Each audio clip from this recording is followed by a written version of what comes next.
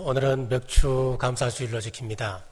한 해의 절반을 돌아서는 이 시점에 모세의 감사라고 하는 제목으로 하나님의 말씀을 선포하겠습니다. 닥터 스코프는 감옥과 수도원의 차이는 염려와 감사의 차이다라고 이야기했습니다. 두 건 모두 거친 음식을 먹고 험한 잠자리에서 잠을 잡니다. 그리고 하루 종일 노동을 합니다. 그러나 감옥에서는 아침부터 저녁까지 불평과 원망이 있고 수도원에서는 아침부터 저녁까지 감사의 기도가 있다라고 했습니다. 그렇습니다. 감사하는 생활을 하느냐 아니면 불평하고 원망하는 생활을 하느냐에 따라서 그것이 수도원이 될 수도 있고 감옥이 될 수도 있습니다. 말세가 되면 타락한 사람들에게서 나타나는 가장 큰 특징이 무엇이냐면 감사치 아니하며 라고 말씀하고 있습니다. 참으로 감사한 것은 이런 시대에 우리에게 감사를 깨우쳐주기 위하여서 하나님께서 감사절을 제정해 주셨습니다.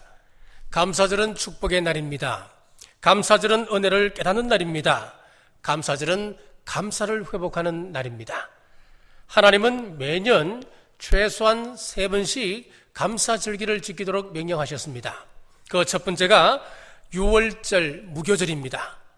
하나님께서 이스라엘 백성들을 향하여서 말씀하시기를 애굽에 있는 첫 번째 태어난 것들을 다 멸하시기로 작정하시면서 이스라엘 백성들에게는 안전장치를 해두셨습니다. 그것이 무엇이냐 하면은 어린 양을 잡아서 그 피를 문설주와 임방에 발라라는 겁니다.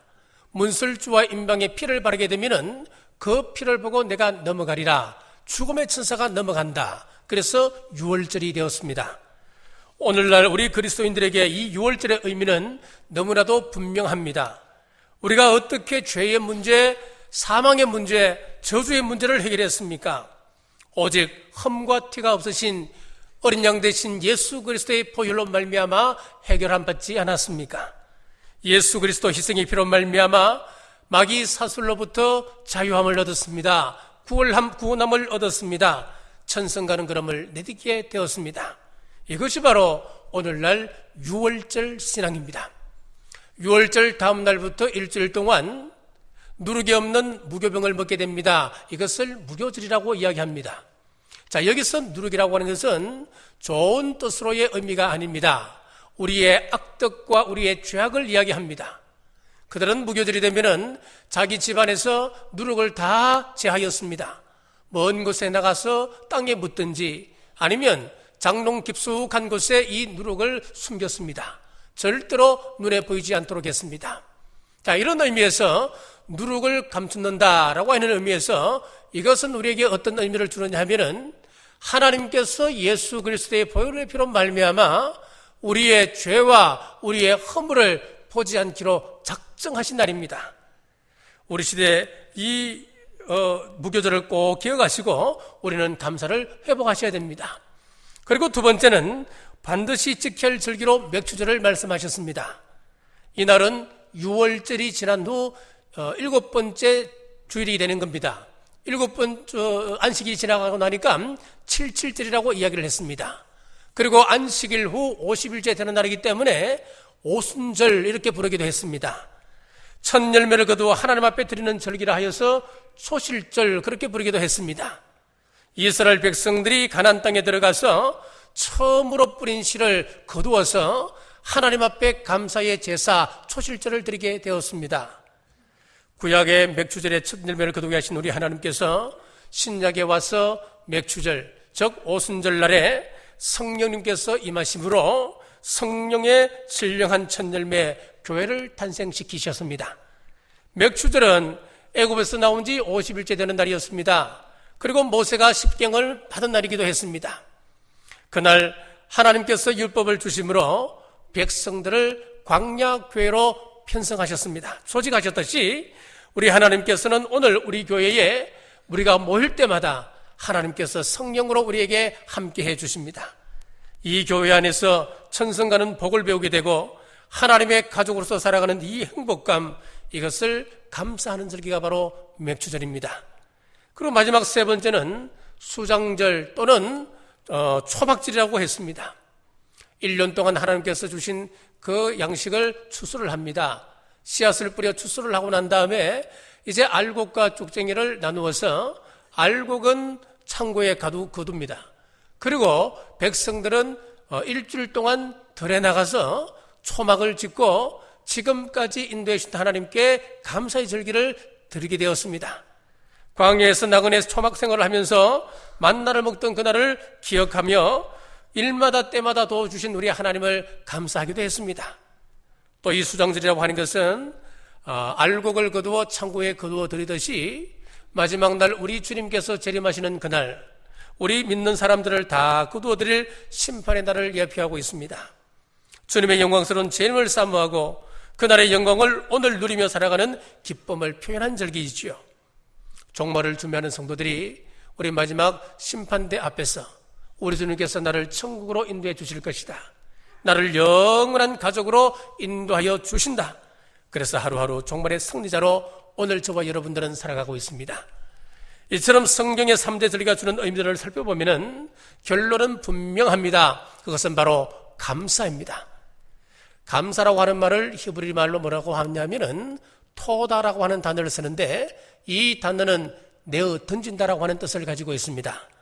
그렇습니다. 감사는 나의 모든 것, 나의 전 존재, 내 삶 전체를 하나님께 맡기는 것입니다.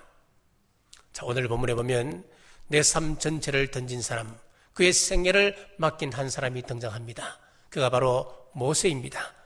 모세는 이스라엘의 출애굽 역사의 지도자이며 이스라엘 역사에서 최고의 지도자로 추앙받는 사람입니다.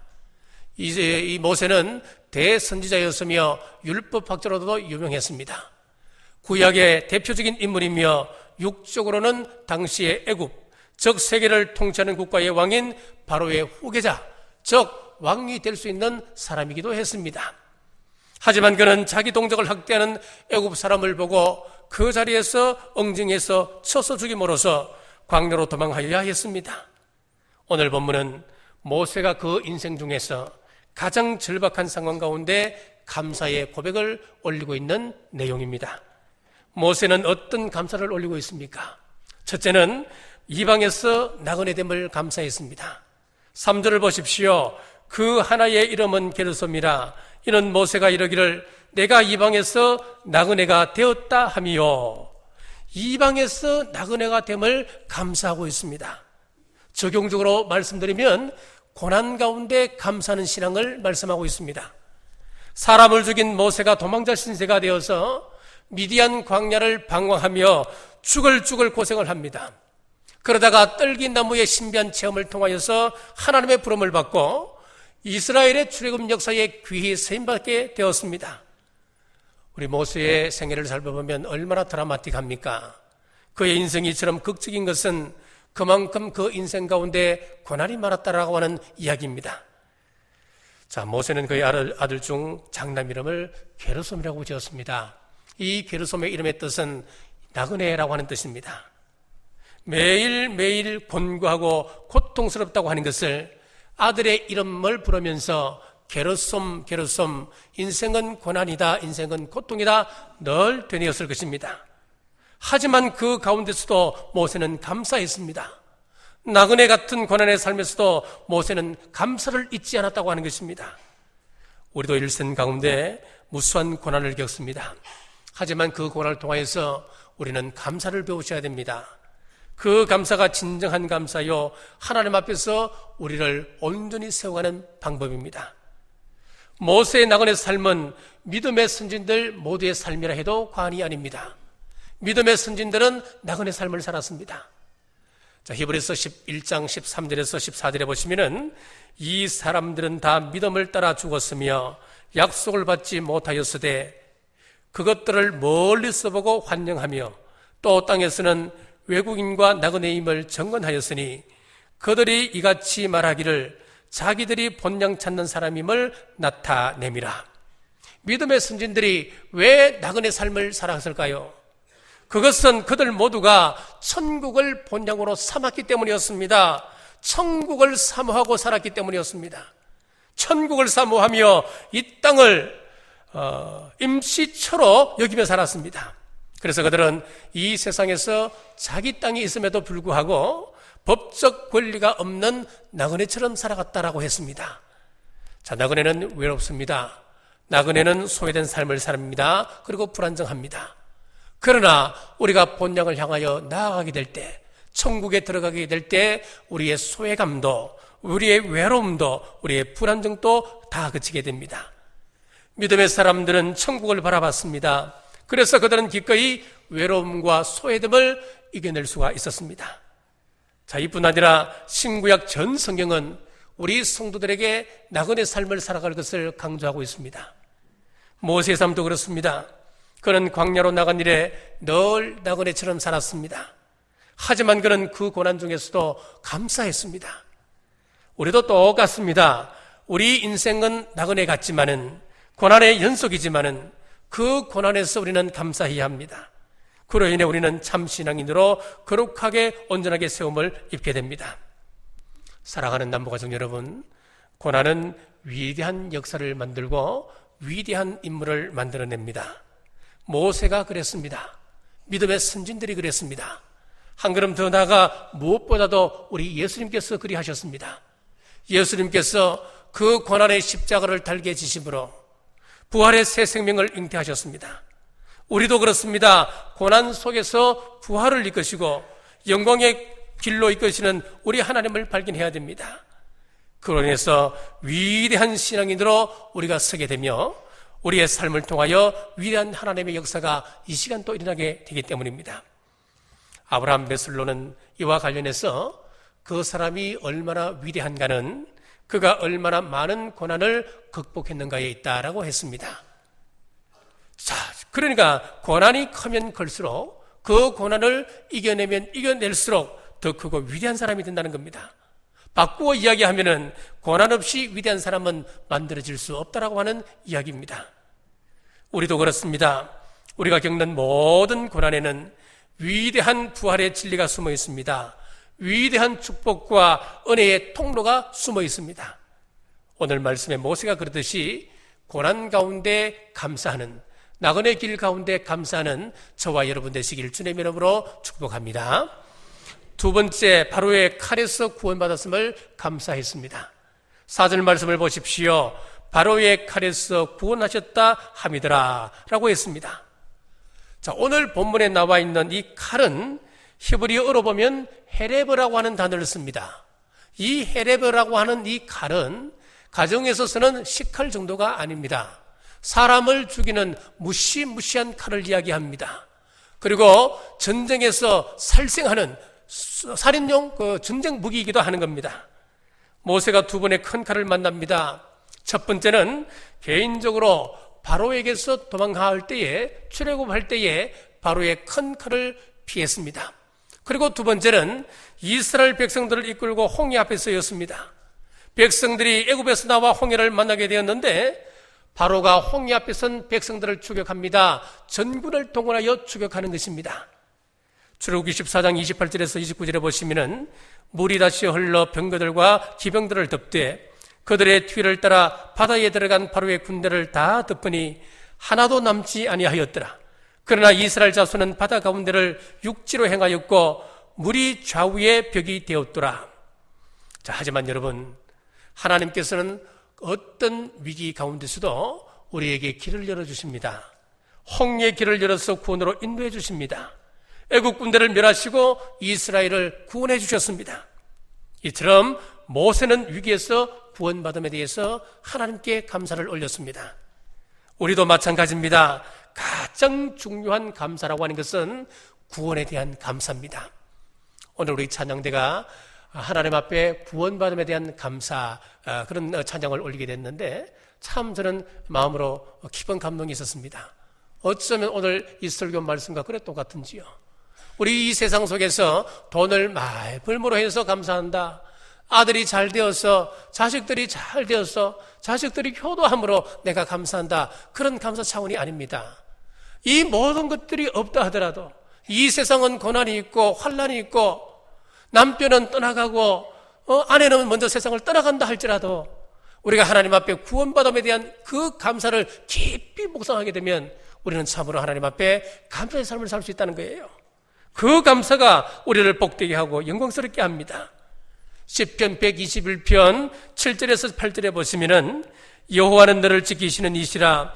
여호와께서 내 오른쪽에서 내 그늘이 되시나니 낮에 해가 너를 상하게 하지 아니하며 밤의 달도 너를 해치지 아니하리로다.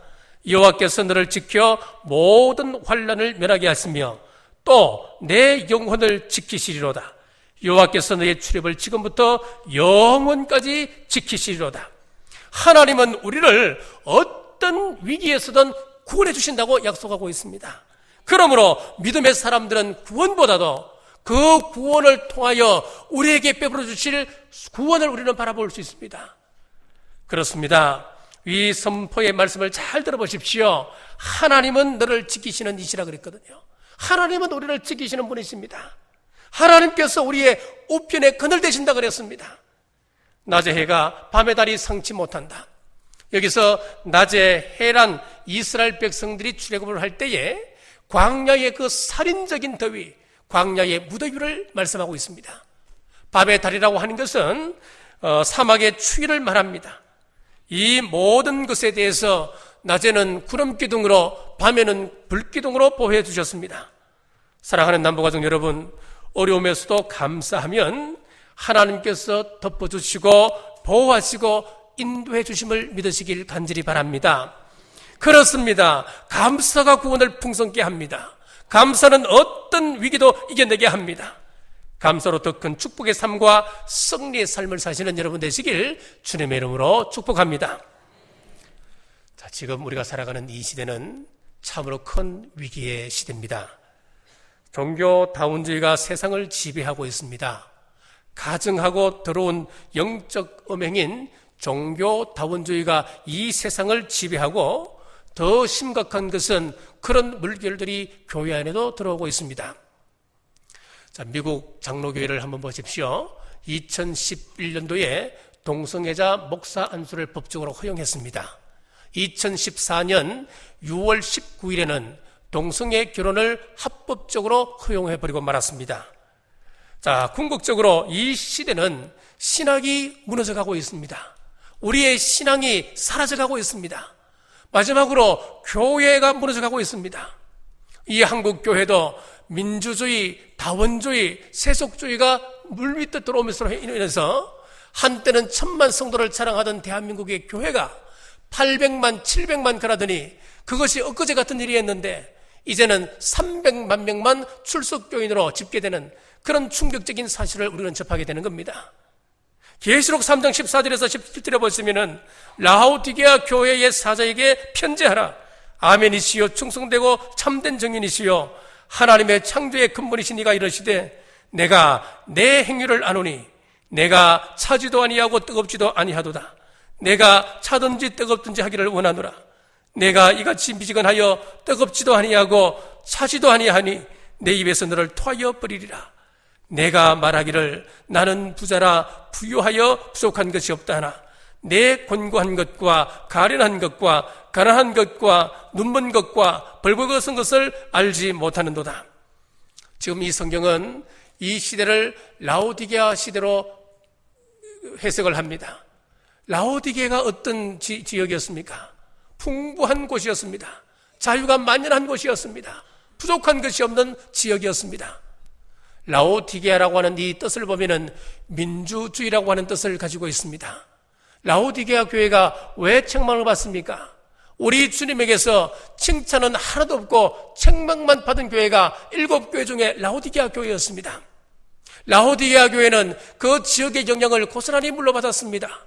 이 교회에는 민주주의가 들어왔습니다. 세속주의가 들어왔습니다. 다원주의가 들어왔습니다. 영적인 음행이 자행되는 것이 바로 라오디게아 교회였습니다. 자, 이러한 시대가 우리가 지금 살아가는 이 시대인데 이런 시대 속에서 우리가 무엇으로 이길 수 있겠습니까? 그것은 바로 구원하시는 하나님을 바라보며 하나님께 감사하는 이 신앙을 회복하는 것입니다. 모세는 감사신앙으로 위기를 극복했습니다.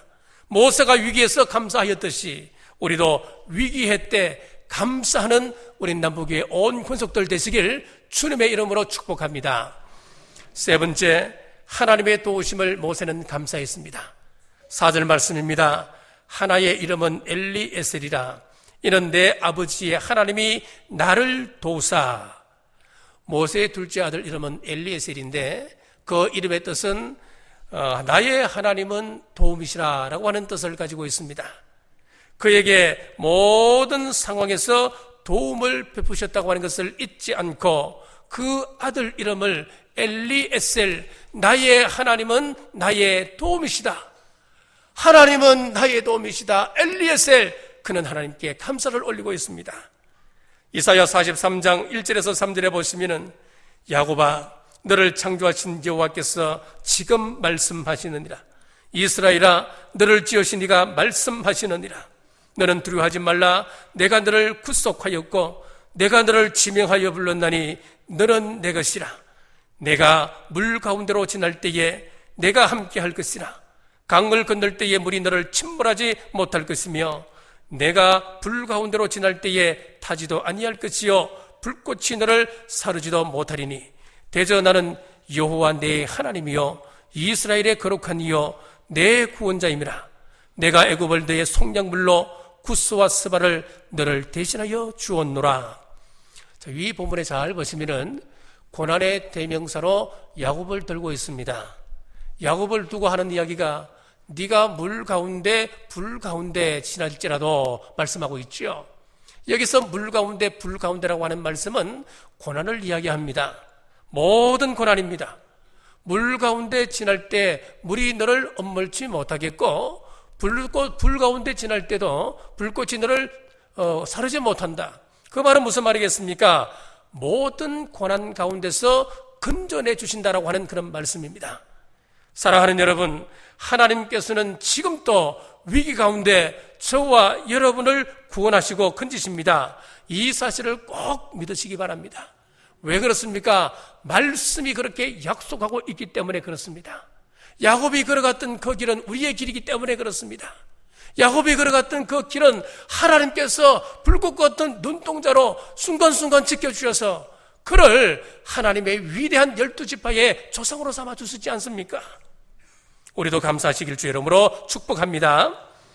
데살로니가전서 5장 16절에서 18절에 보시면은 항상 기뻐하라, 쉬지 말고 기도하라, 범사에 감사하라. 이것이 그리스도 예수 안에서 너희를 향하신 하나님의 뜻이니라. 저는 요즘 이 말씀으로 기도하고 묵상하기를 참 좋아합니다.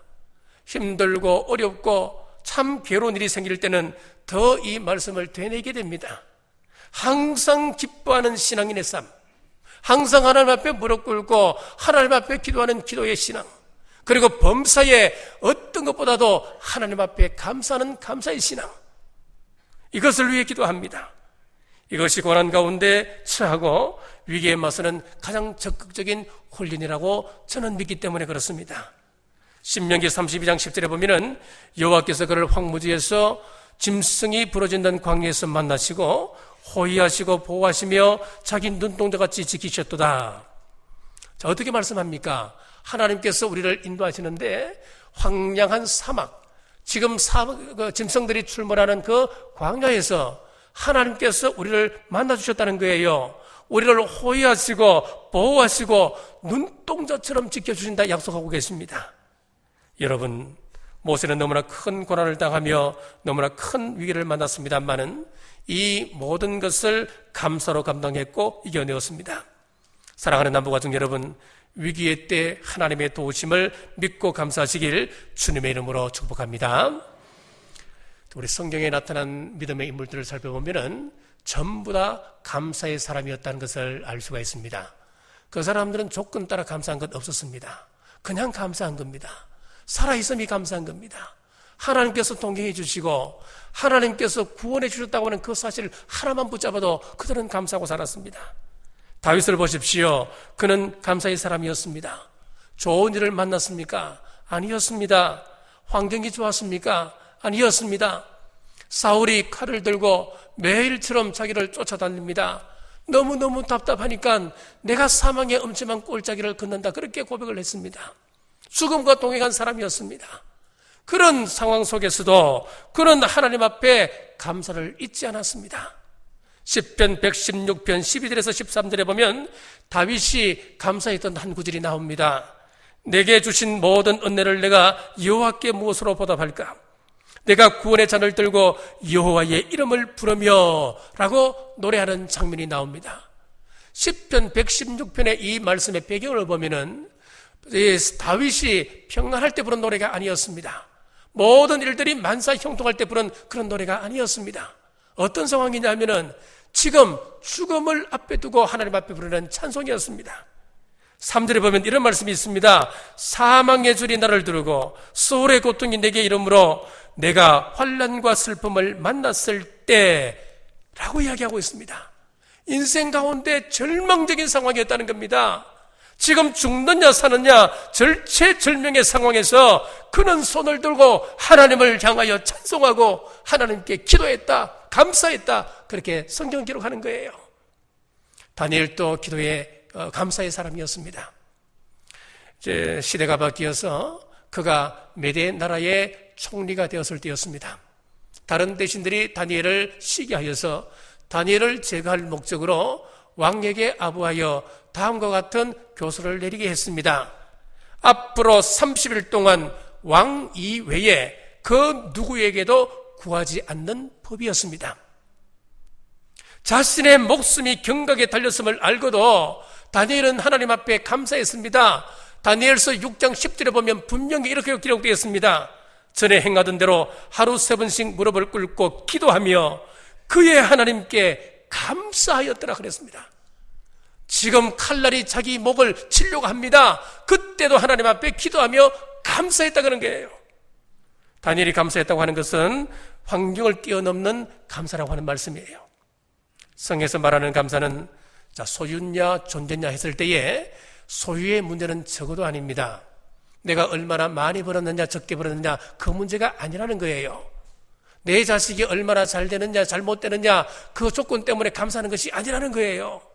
내가 얼마나 부하냐 얼마나 많이 얻었느냐 얼마나 잃었느냐 그 문제가 아니라는 거예요. 소유의 문제가 아니라는 거예요. 무엇을 소유했든지 어디를 가든지 무슨 일을 만나든지 어떤 환경 속에서든지 어떤 일을 하든지 항상 감사할 수 있는 사람, 그것을 이야기합니다. 이 시대 속에 다윗과 또 다니엘과 모세처럼 감사했던 한 인물이 있습니다. 저는 이분의 이야기를 읽을 때마다 참 가슴이 찡해집니다. 바로 크로스비 여사입니다. 크로스비 여사는 태어나서 6개월 만에 간호사가 약을 잘못 써서 실명을 하고 말았습니다. 시각장애인이 되고 말았습니다. 이런 원통한 일이 어디 있습니까? 억울한 일이 어디 있습니까? 그는 어릴 때부터 할머니가 성경 말씀을 읽어주고 성경 이야기를 늘 들려주었습니다. 그러면서 그의 가슴 속에 믿음이 자라기 시작했습니다. 그가 9살 때 다음과 같은 고백을 했다고 그럽니다. 만약에 하나님께서 내 앞에 나타나셔서 나에게 시력을 회복시켜 주신다 말씀한다면 저는 그거 거절하겠습니다. 내가 마지막 날 주님 만날 때에 하나님께서 깨끗한 눈, 밝은 눈을 허락해 주실 텐데 그때 밝은 그 눈으로 우리 주님 먼저 보고 싶습니다 라고 이야기했습니다. 그리고 또 이런 고백을 했다고 그럽니다. 나의 눈을 멀게 한 그 사람을 내가 지금 만난다면 나는 그 앞에 무릎 꿇고 감사할 것이다 라고 했습니다. 그렇습니다. 그는 하나님을 체험한 이후에 불평과 원망 대신에 감사하며 찬송시를 짓게 되는데 무려 9,000곡이라고 하는 어마어마한 찬송시를 남기게 되었습니다. 그 가운데 대표적인 찬송가가 우리 찬송가에도 실려져 있습니다. 찬송가 288장에 보시면은 예수로 나의 구주 삼고 성령과 피로써 거듭나니 이 세상에서 내 영혼이 하늘의 영광 누리도다. 우리가 인간적으로 보면 육적으로 보면 얼마나 불쌍한 사람입니까? 얼마나 한심한 사람입니까? 그러나 그가 하나님을 만나고 은혜를 체험한 이후에 감사를 회복할 때 그가 이런 고백을 하는 거예요. 내 영혼이 이 땅에서 하늘의 영광을 누린다. 이것이 나의 간증이요 이것이 나의 찬송일세. 나 사는 동안 끊임없이 구주를 찬송하리로다. 여러분, 감사는 믿음의 행위입니다. 지금 현실이 외롭고 어둡고 힘드십니까? 그 속에서도 은혜 주실 우리 하나님 바라보십시오. 모세는 모든 것을 잃어버리고 황량한 광야에서도 하나님의 은혜를 바라보고 감사했습니다. 오늘 우리가 맥주절을 보내면서 우리 모두 환경과 현실 넘어 계신 우리 주님을 바라보시고 어떤 환경과 고통 속에서도 감사하는 여러분 되셔서 고난을 이기시고 또 궁극적으로 우리 주님께서 다시 이 땅에 재림하실 때에 저와 여러분 한 사람도 이 땅에 낙오됨 없이 감사함으로 천국 백성 되시길 주님의 이름으로 축복합니다. 기도하겠습니다. 전능하신 아버지 하나님, 오늘 맥주절을 맞이하여서 감사를 다시 생각함을 감사드립니다. 우리는 너무나 불평하며 살았습니다. 현재 우리에게 있는 것을 감사하지 아니하고 없는 것을 바라며 늘 원망하고 불평하며 탄식한 저를 회개합니다. 잃어버린 것을 불평하지 말고 주실 것을 생각하며 감사하는 우리 모두 되게 도와주옵소서. 예수님의 이름으로 간절히 기도드리옵나이다.